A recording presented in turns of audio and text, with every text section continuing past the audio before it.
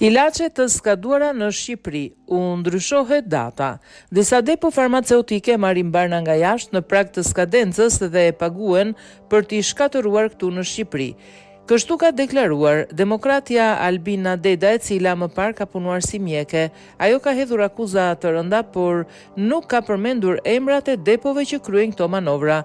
Disa depo farmaceutike, marrëdhëniet me furnitorët e tyre jashtë i kanë në kushte ku firma shqiptare kontraktohet duke u paguar për t'i marrë medikamentet për t'i shkatëruar pasi janë shumë afër skadencës, tha ajo, por jo vetëm kaq. Ka edhe disa medikamente që u ndryshohet data e skadencës dhe hidhen sërish në treg. Produktet hyjnë në tregun shqiptar, u bëhet ndryshimi datës së skadencës mbi ambalazhin dhe më pas tregtohen. Në këtë mënyrë jeta e pacientëve në Shqipëri mbetet e rrezikuar. Sipas saj, në tregun farmaceutik shqiptar janë mallrat më të këqija në Europë. Kjo sepse këtu e orientoi tregun Ministria e Shëndetësisë.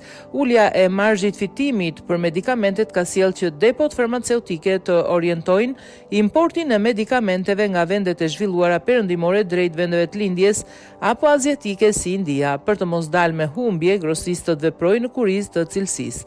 Tregu shqiptar farmaceutik po mbushet me produkte të lira dhe as pak cilësore, vijoi Deda.